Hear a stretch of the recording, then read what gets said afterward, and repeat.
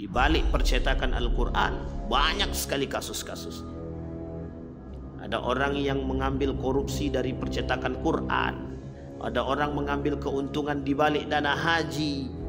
Ada yang mengkorupsi dana haji, dana Al-Quran, dana ini dan lain sebagainya.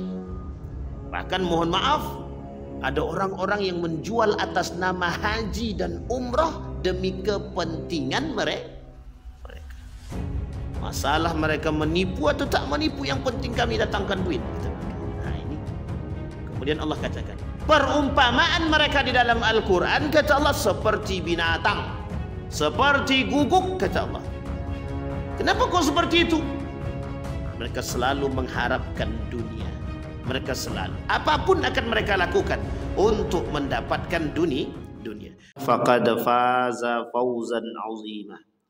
Puji syukur kehadirat Allah atas limpahan rahmat dengan mengucapkan alhamdulillahirabbil alamin. Bersolawat kepada Nabi dengan mengucapkan Allahumma salli ala Muhammad wa ala ali Muhammad fil alamin innaka Hamidum Majid. Bapak Ibu sekalian yang berbahagia, di maghrib ini mudah-mudahan Allah limpahkan rahmat dan karunia-Nya kepada kita semua. Allah sehatkan kita, Allah kuatkan, Allah ridhai kita, Allah jadikan kita orang-orang yang saleh dan salihah. Allah anugerahkan anak-anak yang selalu taat kepada Allah, yang rajin beribadah, yang sayang kepada kedua orang tuanya. Bagi orang tua kita yang telah mendahului kita, Allah terima amal ibadahnya, Allah tempatkan di tempat terbaik di sisinya. Bagi orang tua kita yang masih hidup, Allah sehatkan, Allah kuatkan, Allah berkahi, Allah luaskan rezekinya. InsyaAllah semua kita mudah-mudahan Allah matikan dalam keadaan husnul khatimah. Baik Bapak Ibu sekalian yang berbahagia, di malam hari ini atau di maghrib ini kita ingin coba mengangkat, kita istirahat dulu dari al-kabair, dari dosa-dosa besar, karena wajah-wajah berdosa semua kita ini, insyaallah mudah-mudahan kita coba angkat 7 karakter binatang pada manusia yang Allah sebutkan di dalam Al-Quran. Sebagai satu perumpamaan, kita coba ambil hikmahnya dari apa yang Allah sampaikan. Di dalam Al-Quran ada 7 karakter binatang yang Allah sematkan, yang Allah tuliskan. Tujuannya adalah karakter itu sebagai perumpamaan bagi umat manusia. Jika Allah melakukan atau mengatakan atau permisalan tersebut Allah sebutkan di dalam Al-Quran, jika ada manusia yang melakukan sama hal seperti tersebut, maka tak ubahnya manusia tersebut seperti binatang. Pernah Allah berkata, ketika manusia itu mempertuhankan hawa nafsu dia, memperturutkan hawa nafsu dia, mereka seperti kalbahaim gitu, seperti binatang ternak. Balhum adal gitu. Tapi mereka jauh lebih parah daripada itu, atau lebih sesat atau lebih menyesatkan. Nah, di dalam Al-Quran kata Allah paling tidak ada 7 karakter binatang.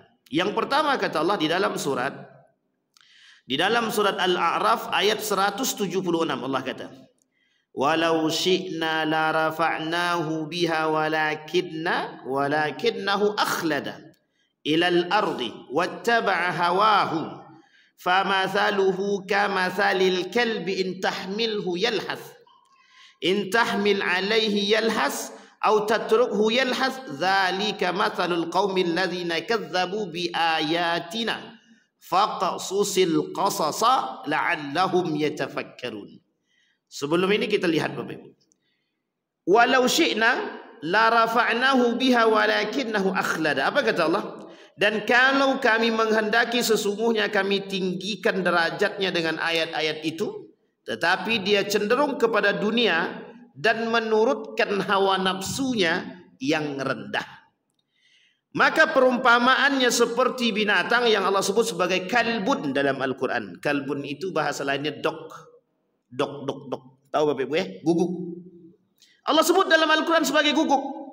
Jika kamu menghalaunya, diulurkannya lidahnya, dan jika kamu membiarkannya, maka dia juga tetap akan mengulurkan lidahnya.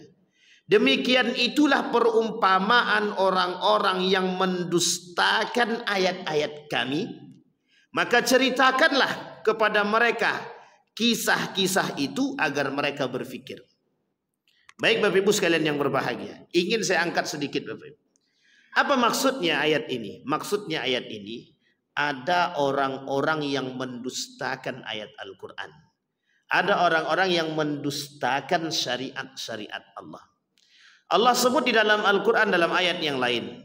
Kata Allah di dalam Al-Quran, Innal ladzina yakfuruna Allaha wa rusulih wa yufarriquna wa yuriduna an yufarriqu bainallahi wa rusulih. Kata Allah, ada orang-orang yang kufur dan kafir dan ingkar akan Allah dan Rasulnya. Ada juga orang-orang yang ingin memisahkan antara beriman kepada Allah dan beriman kepada Rasulnya. Kemudian mereka berkata, nu'minu bi ba'di wa nakfur bi ba'd. Kami beriman kepada sebagian dan kami kufur kepada sebagian. Sampai-sampai Allah kata dalam Al-Quran, mereka wa yattakhidhu baina dzalika sabila. Mereka jadikan itu jalan bagi mereka untuk mendapatkan dunia. Maksudnya apa? Di dalam ayat yang kedua tadi Allah berkata, ada sekelompok orang yang mengambil manfaat dari keimanan mereka. Tapi ada sekelompok orang yang kufur akan Allah dan Rasulnya. Apa yang Allah perintahkan, apa yang diperintahkan oleh Rasulnya mereka ingkari. Bahkan mereka tidak mau menjalankan hal demikian. Kita ambil contoh, ada orang yang tidak taat kepada Allah, ada orang yang melakukan maksiat kepada Allah, ada orang yang melakukan perbuatan-perbuatan dosa besar kepada Allah. Itu pada hakikatnya mereka sedang bermaksiat. Tetapi yang uniknya lagi, di balik kemaksiatan mereka, mereka tak merasa bersalah akan perbuatan yang mereka lakukan. Sehingga Bapak Ibu sekalian yang berbahagia, kata Allah, mereka menginginkan membedakan mana Allah dan Rasul. Kami hanya beriman kepada Allah tapi tak beriman kepada Rasul, atau sebaliknya, kami beriman kepada Rasul tapi kami tak beriman kepada Allah.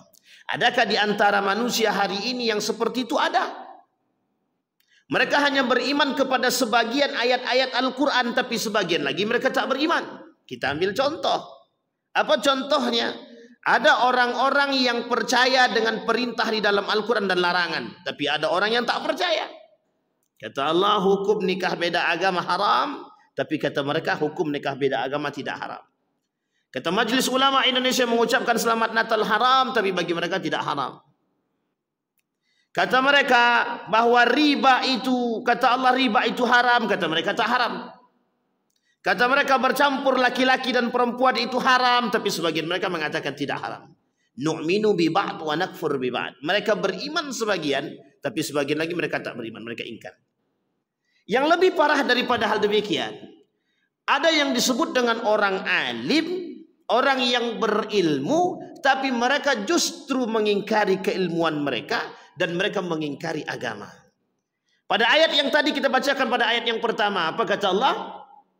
Allah katakan perumpamaan mereka, orang-orang yang mendustakan agama, orang-orang yang memperjualbelikan agama dengan keilmuan mereka, orang-orang yang memperjualbelikan agama demi kepentingan dunia mereka, Allah sebut mereka sebagai seperti binatang yang Allah sebutkan, Allah misalkan seperti guguk. In tahmilhu alaihi, in tahmil alaihi yalhas wa in tatruku yalhas. Kalau kau biarkan mereka, dia tetap akan menjulur. Tidak engkau biarkan, mereka tetap akan menjulur. Ini binatang tadi. Apa maksudnya? Secara lebih eksplisitnya Allah katakan begini. Ada orang yang memanfaatkan agama untuk kepentingan dunia. Jadi begini Bapak Ibu. Misal, ada orang yang memperjualbelikan nasab dia karena dianggap nasabnya mulia untuk menghadirkan duit. Jadi sekalipun dia melakukan perbuatan tercela, tapi karena nasab dia baik, diperjualbelikan nasab itu sehingga bisa mendatangkan keuntungan. Yang pertama. Yang kedua contohnya, ada orang-orang yang memanfaatkan solawat. Dia gunakan solawat itu untuk mencari duit. Bagaimana caranya? Dibuatlah solawat itu seindah mungkin, Tapi di belakang solawat tadi mereka panggungkan solawat tadi, kemudian bercampur laki-laki perempuan yang hadir berdatangan untuk mendapatkan duit dan keuntungan. Berarti yang dijualnya apa? Solawat. Apa yang dijualnya? Agama. Sama halnya dengan orang-orang yang memanfaatkan isu agama untuk kepentingan politik. Sama. Itu lebih luas lagi. Bahkan ada yang lebih parah, ada. Mereka memperjualbelikan ayat-ayat agama, ayat-ayat Allah, ayat-ayat Al-Quran demi kepentingan dunia. Kita ambil contoh. Mereka katakan bahwa tidak ada ayat yang berbicara tentang penghafal Al-Quran atau kewajiban menghafal Quran. Oke. Tapi apa tujuan mereka menyampaikan demikian? Untuk mengatakan kepada dunia, untuk mengatakan kepada manusia, buat apa kami menjadi penghafal Quran? Tapi ada orang-orang yang sengaja mengangkat isu-isu kontemporer, isu-isu kontroversi seperti ini untuk menjadi kepentingan mereka. Nah, ini posisi penting, Pak. Kita ambil contoh yang lain.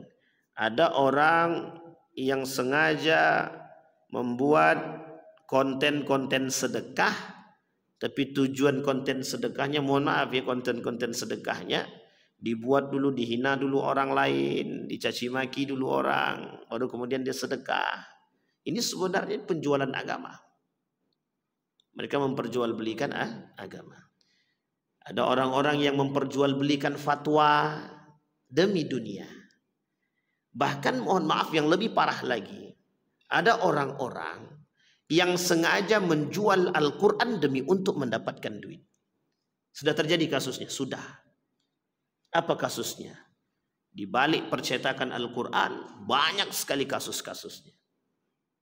Ada orang yang mengambil korupsi dari percetakan Quran. Ada orang mengambil keuntungan di balik dana haji. Ada yang mengkorupsi dana haji, dana Al-Quran, dana ini dan lain sebagainya. Bahkan mohon maaf, ada orang-orang yang menjual atas nama haji dan umroh demi kepentingan mereka. Masalah mereka menipu atau tak menipu, yang penting kami datangkan duit, kata mereka. Nah ini. Kemudian Allah katakan, perumpamaan mereka di dalam Al-Quran, kata Allah, seperti binatang, seperti guguk, kata Allah. Kenapa kok seperti itu? Mereka selalu mengharapkan dunia. Mereka selalu, apapun akan mereka lakukan untuk mendapatkan dunia. Maka kata Allah, demikianlah itu perumpamaan orang-orang yang mendustakan ayat-ayat kami, maka ceritakanlah kepada mereka kisah-kisah itu agar mereka berpikir.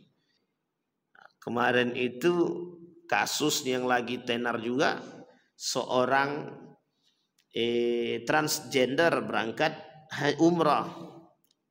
Dan sebagian para ulama mengecam perbuatan tersebut. Kenapa? Karena dia berada di pihak perempuan padahal asalnya laki-laki. Bayangkan Pak, bisa lolos. Seorang laki-laki memang secara sifat dia memilih perempuan, secara sifat dia pilih perempuan. Tapi pada hakikatnya dia laki-laki. Cuma ketika dia berangkat umrah dia justru pilih sebagai seorang perempuan. Dan ini masalah. Maka dilaknat, itu dikecam oleh para ulama. Artinya apa? Banyak hal yang perlu kita usut di situ. Mana pihak travelnya? Mengapa kok dibiarkan? Apa masalahnya? Allah sudah melaknat perbuatan orang-orang yang merubah kelamin dia. Setiap orang yang merubah perciptaan Allah itu hukumnya sudah haram. Allah laknat. Bahkan Allah melaknat syabbahar rijal bin nisa wan nisa bir rijal. La'anallah, Allah melaknat orang-orang laki-laki yang menyerupai perempuan, perempuan yang menyerupai laki-laki. Tapi demi karena keuntungan itu bisa lolos, Pak. Uniknya lagi, kok bisa lolos? Ini menjadi poin penting bagi kita. Baik, itu yang pertama. Yang kedua, kemudian Allah katakan di dalam surat Al-A'raf ayat 179. Apa kata Allah di dalam Al-Quran? Binatang ternak itu tidak memiliki keistimewaan, nilai jual hanya terletak pada beratnya saja. Kata Allah, kemudian ada manusia-manusia yang Allah permisalkan seperti kalbahaim, seperti binatang ternak, balhum adal. Ini kedudukan manusia di dalam Al-Quran Allah sebut. Ada manusia yang kedudukannya sudah begitu rendah daripada binatang. Siapa mereka? Yang memperturutkan hawa nafsu dia. Orang yang memperturutkan hawa nafsu, dia tak lebih daripada binatang. Bahkan lebih parah. Sampai para ulama mengatakan binatang ternak saja, jelas itu harga dia. Bahkan mereka jauh lebih parah daripada binatang ternak. Bahkan tidak dihargai. Tidak memiliki harga. Itu yang kedua. Yang ketiga kata Allah, seperti kera. Seperti kera. وَلَقَدْ عَلِمْتُمُ الَّذِينَ اعْتَدَوْا مِنْكُمْ فِي السَّبْتِ فَقُلْنَا لَهُمْ كُونُوا قِرَدَةً خَاسِئِينَ. Dan sesungguhnya telah kami ketahui orang-orang yang melanggar di antaramu pada hari Sabtu, lalu kami berfirman kepada mereka, jadilah kamu kera yang hina. Allah permisalkan manusia itu seperti kera. Apa kata para ulama? Ironisnya, setelah mereka melakukan pelanggaran, mereka justru tidak merasa bersalah, malah membanggakan kesalahan yang telah dilakukannya. Nah, sekarang banyak manusia begitu, Pak. Bangga melakukan dosa. Makanya saya katakan, ada orang yang mencela Al-Quran, tapi mereka justru bangga. Kita ambil contoh. Ini videonya lagi viral, lagi rame juga, Bapak. Ada satu podcast yang sedang berbincang tentang Al-Quran. Mereka sedang berbincang tentang Al-Quran. Apa mereka katakan? Buat apa menjadi penghafal Quran? Tapi di situ sebenarnya mereka bukan ingin katakan kepada kita betapa indahnya menjadi seorang penghafal Quran. Bukan. Tapi justru mereka ingin mereka katakan kepada kita, penghafal Quran itu menjadi sebuah jokes, menjadi sebuah anekdot. Lucu gitu mereka. Al-Quran tak ada berbicara tentang hal demikian. Al-Quran tak ada mewajibkan kita menghafal Quran, kata dia. Yang paling parahnya lagi, sampai dia katakan bahwa dalam podcast tersebut, apa kata beliau? Bahwa hadis yang berbicara tentang keutamaan orang yang menghafal Al-Quran, yang kelak memakaikan jubah kepada kedua orang tuanya, hadisnya palsu, kata dia. Padahal Pak, hadis dia bukan palsu. Dihasankan oleh para ulama. Bayangkan, berani mereka mengatakan, demi apa? Demi ketenaran, demi keuntungan, demi dunia. Bahkan yang lebih parah lagi mereka katakan, apa mereka katakan?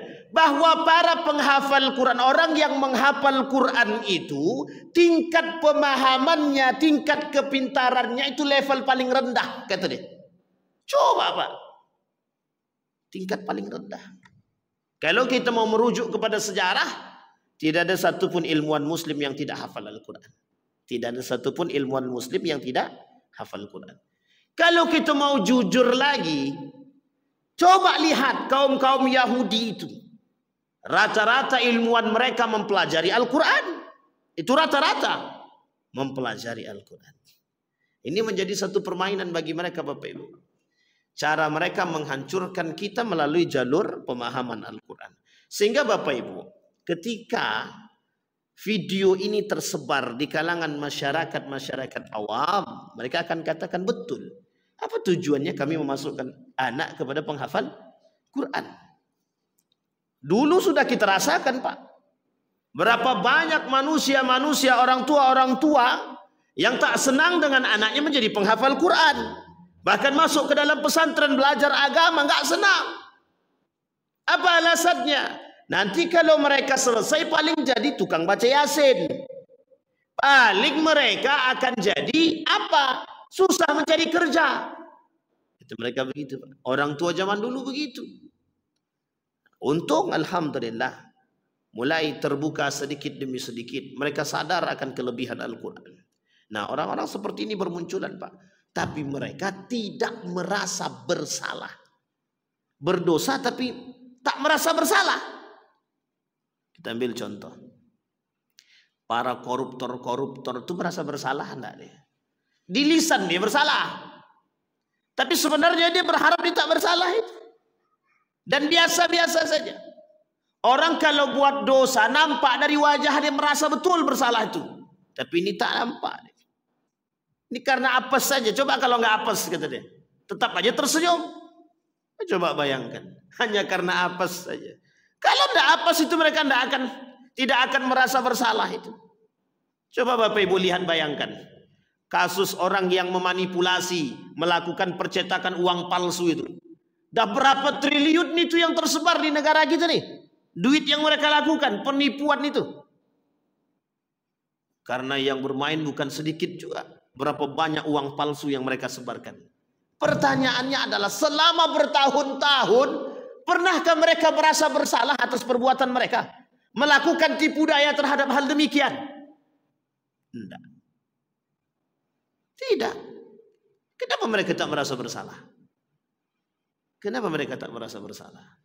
Karena mereka menganggap apa yang mereka lakukan itu tidak berada dalam koridor-koridor agama.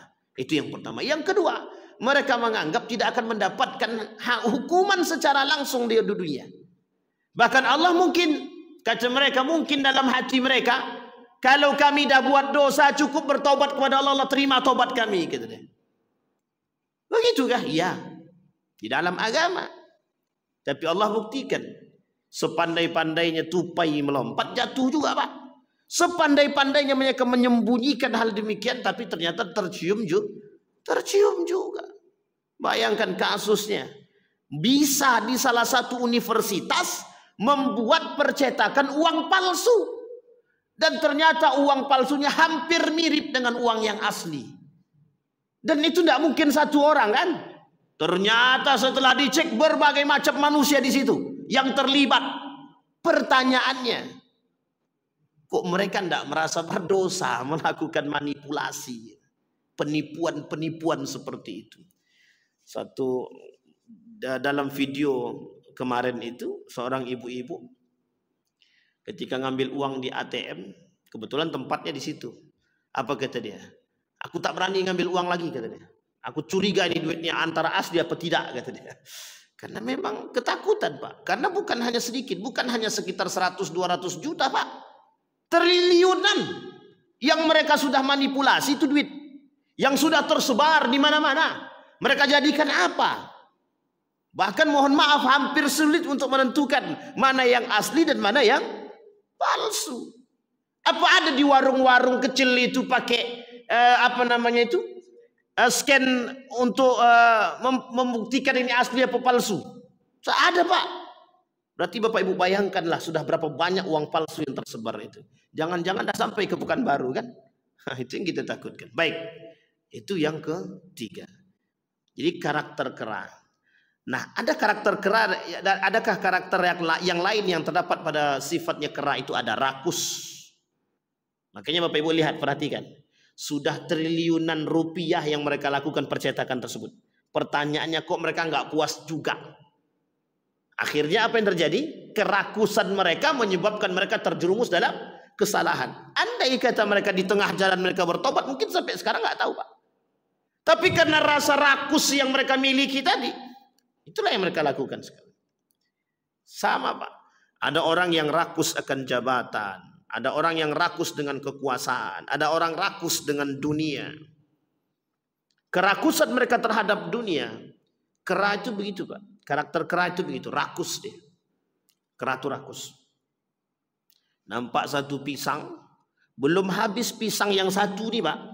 Ditengoknya ada pisang lain. Diambilnya lagi tuh. Bahkan dia tak suka kalau ada yang lain yang ngambil.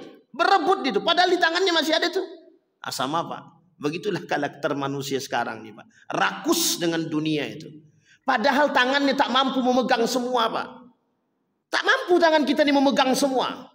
Tapi mengapa kerakusan yang tertanam dalam diri manusia? Baik, itu yang ketiga. Kemudian yang keempat, Allah sebutkan juga di dalam Al-Quran. Qul hal unabbi'ukum bisyarrim min dhalik. Qul hal a'unabbi'ukum bisyarrim min dhalika mathubatan 'inda Allahi man la'ana Allahu wa ghadiba alaihi wa ja'ala minhum qiradatan wal khanazir wa abadat taghut ulaika syarrum makanan wa adalla an sawa'as sabil. Selain daripada kera, Allah juga sebut mereka seperti babi. Dan orang-orang yang menyembah taghut, mereka itu lebih buruk tempatnya dan lebih tersesat dari jalan yang lurus. Bapak Ibu dah tahu karakter-karakter babi? Apa karakter babi itu? Salah satu karakter babi itu selalu menikmati tempat yang busuk. Tempat yang busuk itu selalu disukai. Jadi babi itu tak mau tempat yang harum, tak mau tempat yang bagus, tak mau dia. Dia selalu mau di tempat yang busuk, yang buruk saja. Karakter manusia-manusia yang fasik, karakter manusia-manusia penyembah. Jadi gini Bapak Ibu, kita boleh lihat orang-orang yang berperangai buruk, mereka tidak akan nyaman ketika duduk dengan orang yang punya perangai yang baik. Mereka akan duduk bersama orang-orang yang satu perangai dengan dia. Sama halnya pelaku narkoba, dia tidak akan mau duduk dengan orang yang tidak pelaku narkoba. Kenapa? Ini bukan kawanku gitu deh. Sama peminum khamar, dia tak akan mau duduk dengan orang yang tidak peminum khamar. Karena kalau orang yang tidak minum khamar ini, dia tak dapat jatah dia. Sehingga ketika duduk dengan orang-orang minum khamar, dia bisa membeli khamar, bisa duduk, bisa barang, bisa nyambung, bisa mabuk sama-sama. Salah satu karakter babi itu adalah dia suka di tempat yang busuk, di tempat yang buruk. Nah, manusia hari ini, pelaku-pelaku dosa, pelaku-pelaku kemaksiatan. Apa kata kata Syekh Arsyad Al-Banjari ketika muridnya bertanya pengibaratan dunia, apa kata beliau? Dunia ini diibaratkan sebagai satu hal yang busuk, kata dia. Loh, kok kenapa manusia mau hidup di tempat yang busuk? Karena sudah terbiasa, kata dia. Makanya diibaratkan sama beliau, ketika ada orang tinggal di tempat yang busuk. Misal ini ada tempat pembuangan sampah. Kemudian ada orang mau tidak ada tempat lagi, dia akan tinggal di situ. Akhirnya dia buat tempat gubuk kecil dan tinggal di samping tempat pembuangan sampah tadi. Pertanyaannya adalah busuk enggak perbuangan sampah tadi? Busuk. Tapi mengapa dia tetap tinggal di situ? Pertanyaannya adalah tidak ada tempat lain untuk tinggal. Artinya apa? Dia terpaksa tinggal di situ. Ketika dia terpaksa tinggal di situ, lama kelamaan dia menjadi terbiasa dengan keadaan begitu. Begitulah umat manusia hari ini. Dulu dianggap dosa tadi itu hal sangat-sangat luar biasa. Orang takut dengan berbuat dosa. Tapi mengapa hari ini dosa itu menjadi hal biasa? Karena pada hakikatnya dipaksa untuk melakukan perbuatan maksiat dan dosa. Sehingga ketika mereka sudah terbiasa, itu menjadi hal yang biasa. Makanya korupsi itu kenapa di negara kita ini menjadi hal yang biasa?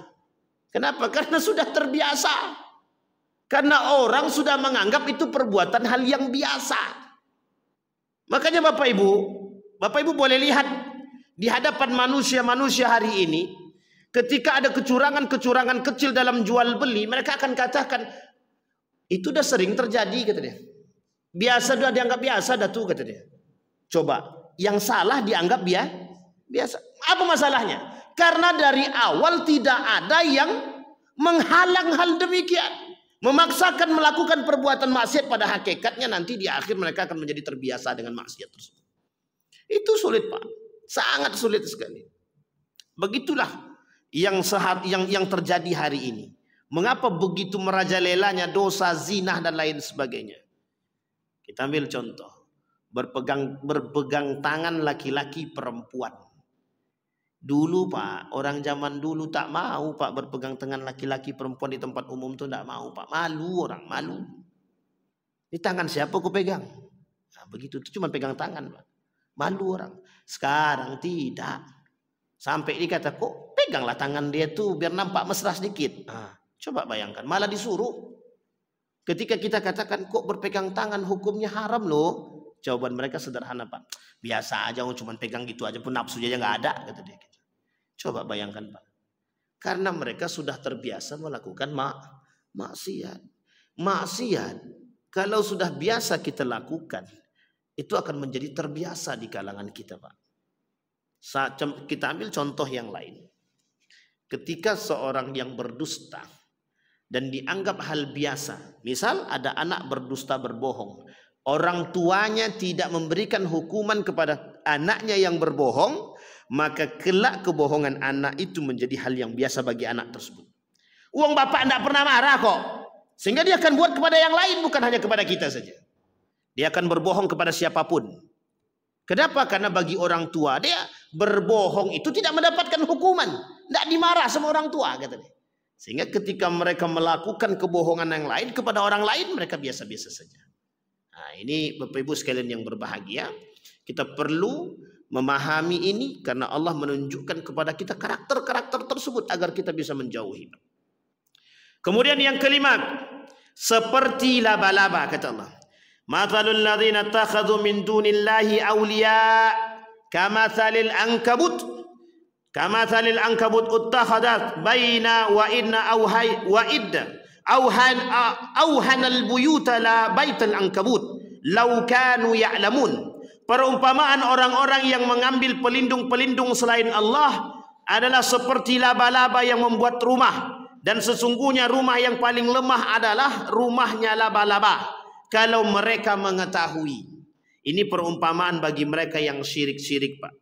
Orang-orang yang suka mengambil bantuan kepada manusia, yang selalu berharap pertolongan kepada manusia, yang selalu mengambil pertolongan kepada dukun, kepada siapapun, kepada jin, kepada setan, kepada hantu. Ini adalah pertolongan yang lemah. Kenapa Allah mengambil perumpamaan ini? Karena Allah tahu, Pak. Apa yang Allah tahu? Bahwa kelak di akhir zaman itu banyak manusia-manusia yang tak datang kepada dia untuk minta bantuan. Sehingga Nabi bilang kepada Ibnu Abbas, wa in ijtama'al qaumu ala an yadurruka la yadurruka bi syai' illa qad kataballahu 'alaik. Wa in ijtama'al qaumu ala an yanfa'uka bi syai' la yanfa'uka bi syai' illa qad kataballahu 'alaik. Tapi hadis sebelumnya Nabi kata begini. Wa idza sa'alta fas'alillah wa idza ista'anta fasta'in billah. Jika engkau mau meminta, minta kepada Allah. Jika engkau memohon pertolongan dan perlindungan, mohon kepada Allah. Kenapa Nabi katakan kepada ini kepada Ibnu Abbas? Karena kata Nabi dalam hadis yang lain, kelak akan ada manusia-manusia yang menjadikan makhluk sebagai tempat mereka berlindung. Mereka mengambil ittakhadhu makhluqan. Mereka akan jadikan makhluk-makhluk itu tempat mereka berlindung. Kita ambil contoh. Ketika ada orang yang mohon maaf, sulit mencari pekerjaan, mereka akan datang kepada kepala dinas, kepada orang-orang yang berkuasa. Bang, tolong masukkan anakku ke situ. Apa yang mereka lakukan? Mereka datang kepada manusia. Kata abang tadi, oke, nanti aku masukkan ke tenaga honor ya. Ya, bayar aja 20 juta. Nah, sudah dua salahnya, Pak. Satu, dia berharap kepada manusia. Yang kedua, sudah main suap. Yang ketiga, dibayar, Pak. Setelah dibayar 20 juta, ternyata tak lulus. Tak diterima juga. Ngamuk dia sejadi-jadinya. Duit sudah dikasih, tapi juga tidak diterima, kata dia. Coba bayangkan, Pak. Mereka yang ketiga dusta kepada Allah. Mereka tak sadar bahwa mereka segala sesuatu itu adalah keputusan Allah, bukan keputusan manusia. Akhirnya yang terjadi apa? Kebencian mereka terhadap manusia. 4. Banyak kerusakan yang timbul, Pak. Itu karena kita berpangku kepada manusia. Kita berpangku kepada manusia itu untung-untungan, Pak. Untung-untungan. Apa maksudnya untung-untungan? Berpangku kepada manusia itu tergantung pada kekuatan. Kalau manusia ini kuat, punya jabatan tertinggi, mungkin aman. Kalau tidak, ya siap-siap untuk disingkirkan. Bahkan yang paling parahnya lagi, ada yang datang kepada dukun untuk meminta bantuan. Mbah dukun, pokoknya aku mau duduk di situ. Bagaimana caranya terserah. Nah, ini menjadi masalah.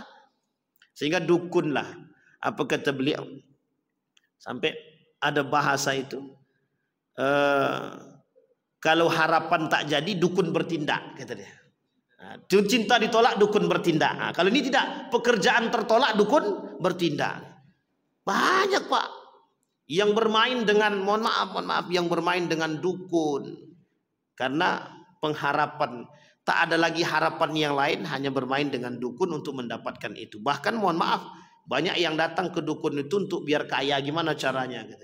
Bagaimana caranya Pak Simbah, rumah kami ini selamat dari masuknya hantu belau? Dikasihlah jimat. Bagaimana rumah kami ini biar selamat dari debt collector? Bagaimana rumah kami ini biar selamat dari ABCD? Nah, begitu, Pak. Kata Simbah tadi, pergi ke kuburan, ambil tali mayat tadi, gantung di rumah. Kata dia. Makin jadi setan itu masuk rumah. Bukan makin jauh, setan itu makin jadi. Inilah yang terjadi di kalangan kita, Pak. Banyak manusia yang Allah dah kata memang dari dulu, kata Allah. Allah dah kata banyak orang-orang yang mencari perlindungan bukan kepada aku, kata Allah. Karena yang sadar mencari perlindungan kepadaku hanya orang-orang segelintir orang. Bayangkan, Pak, ketika para ulama, ada satu cerita yang sangat-sangat menakjubkan kita. Ketika seorang ulama ini berjalan di hutan, ini cerita.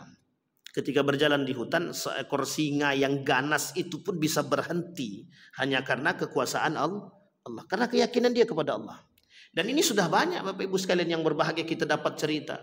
Dan bahkan Allah Maha Kuasa atas itu segalanya. Bukan tidak. Artinya apa? Kalau manusia mau kembali kepada Allah. Bayangkan, Pak, seorang, ini cerita nyata dari orang zaman dahulu. Apa kata mereka? Kami kalau mencuri bala, kata dia. Ini kayu bala kami curi, kata dia. Nah, untuk lepas dari kejaran orang itu kami baca surat Yasin, kata dia. Coba, Pak, perbuatan yang dia lakukan mencuri, tapi kemudian memohon perlindungan kepada surat Yasin. Apa kata dia? Tertutup mata orang itu kami lewat bebas, kata dia. Ini perlu juga dituntutnya kadang-kadang. Itu ada suratnya, ada ayatnya di dalam surat Yasin itu. Wahum la yubsirun itu. Kalimat akhirnya wahum la yubsirun, kan itu. Surat ayat berapa itu saya lupa. 9 ya, ayat 9 itu. Sampai saya bilang, wah ini tapi ada tapinya. Saya tanya, apa syaratnya, Pak? Tidak ada syaratnya. Apa yang harus kami lakukan? Pokoknya yakin saja, baca itu terus, kata dia. Pokoknya bawa barang apapun, baca itu bismillah. Uniknya lagi, mencuri barang orang tapi yang dibaca surat Yasin ayat, bisa lulus. Artinya apa? Nah, ini penting, Bapak Ibu. Artinya cerita seperti ini meskipun dianggap satu anekdot, tapi bagaimana keyakinan mereka kepada pertolongan Allah itu nyata. Meskipun yang mereka buat perbuatannya yang haram. Memang mencuri itu haram, tapi ketika mereka kembali kepada Allah, Allah juga tidak akan pernah mengindahkan mereka. Allah tidak akan pernah menghindari mereka. Justru Allah akan semakin dekat dengannya. Bapak Ibu sekalian yang berbahagia, hari ini begitu, Pak. Ketika kita punya masalah, kita tidak mau datang kepada Allah. Kita akan cari yang lain dulu. Begitu banyak manusia punya masalah hari ini, Pak. Banyak manusia punya masalah. Bapak Ibu boleh lihat kalau muka dia sulit tersenyum, itu kusutnya minta ampun, itu sedang banyak masalah seperti itu. Entah masalah rumah tangganya, masalah duitnya, masalah dompetnya, dan lain sebagainya. Itu mesti masalah itu, Pak. Pertanyakan kepada mereka, sudah datang belum kepada Allah?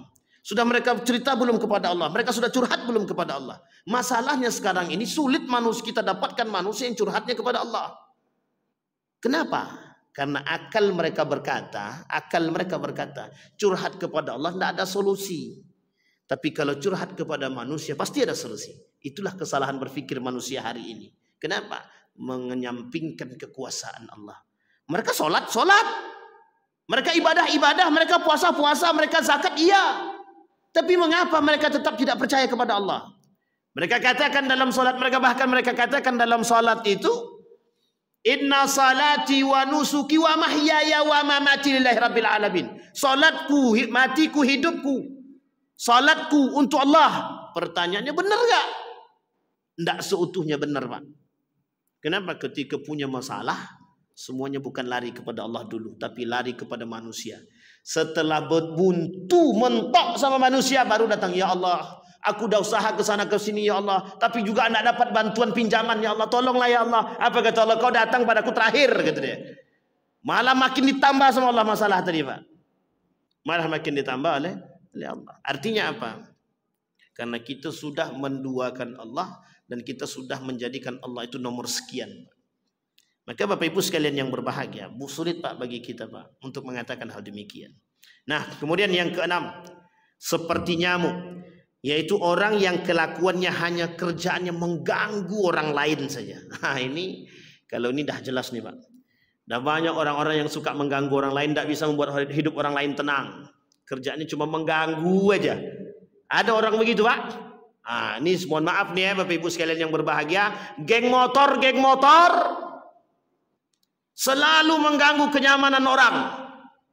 Geng motor ini selalu mengganggu kenyamanan, Pak. Ada aja yang mereka buat. Ada sebab tak? Ada. Apa sebabnya? Mungkin ada sebagian di antara mereka yang mabuk, Ini unik Pak. Orang-orang mabuk nih karena mungkin akalnya tak ada lagi. Atau mungkin akalnya kurang sehat. Sehingga mereka selalu membuat onar Pak. Merusak orang lain. Nah, Bapak Ibu sekalian yang berbahagia. Allah ibaratkan seperti nyamuk. Nyamuk tuh gimana pun tetap. Di mana kita ada dia. Sehingga mohon maaf itu kerjaannya cuma menggigit aja. Gigit terus sama nyamuk. Sakit memang sakit. Nah, tapi itulah kelakuan manusia Pak. Juga ada yang seperti itu. Tak suka melihat orang senang atau sebaliknya senang melihat orang susah. Susah melihat orang senang melihat orang susah. Nah, SMS lah kalau begitu. Susah melihat orang senang dan senang melihat orang senang melihat orang susah. Artinya apa? Ya itulah manusia gitu dia. Tengok tetangga dia baru beli mobil, ada mulut dia mengatakan itu hasil korupsi itu gitu dia. Nah, coba bayangkan. Nah, ini kelakuan manusia zaman sekarang ini bawaannya cepat kali suuzon. Sangat cepat suuzonnya. Baik, yang terakhir Bapak Ibu sekalian yang berbahagia. Yang ketujuh Allah sebutkan di dalam Al-Qur'an. Kata Allah di dalam Al-Qur'an yang ketujuh seperti keledai. Mathalul ladzina hummilut Taurat thumma lam yahmiluha kamathalil himari yahmilu asfar. Bi'sa mathalul qaumil ladzina kadzdzabu biayatillah wallahu la yahdil qaumaz zalimin. Perumpamaan orang-orang yang dipikulkan kepadanya Taurat kemudian mereka tiada memikulnya adalah seperti keledai yang membawa kitab-kitab yang tebal. Amatlah buruk perumpamaan kaum tersebut yang mendustakan ayat-ayat Allah dan Allah tiada memberi petunjuk kepada kaum yang zalim. Bapak Ibu sekalian yang berbahagia. Karakter ini itu mohon maaf Bapak Ibu, di dalam agama kita itu tidak ada agama yang benar Pak. Innad dina indallahil Islam. Tidak ada agama yang paling benar di muka bumi ini kecuali agama Islam. Sekarang Bapak Ibu akan mendengar kalimat seperti yang saya katakan ini. Al-Quran Islam bukanlah satu-satunya agama yang benar. Islam bukanlah salah satu-satunya agama yang paling benar. Kalaulah kalimat seperti ini di Bapak Ibu dengarkan, itu mesti keluar dari mulutnya kaum munafik yang mengatakan bahwa kebenaran bagi semua agama yang lain. Sampai di sini bisa dipahami Bapak Ibu ya. Nah, Bapak Ibu sekalian yang berbahagia, perlu dipahami bahwa agama yang paling mutlak kebenarannya adalah agama Islam, tidak ada agama yang lain. Bahkan semua nabi itu agamanya Islam. Semua nabi agamanya Islam. Agama Nabi Isa itu Kristen? Tidak. Agama Nabi Ibrahim itu Yahudi? Bukan. Tidak ada Pak. Oh, Ibrahim punya agama sendiri namanya Ibrahim? Tidak ada. Semua nabi agamanya Islam. Aslamtum aslamna li rabbil alamin. Semua nabi beragama Islam. Artinya apa?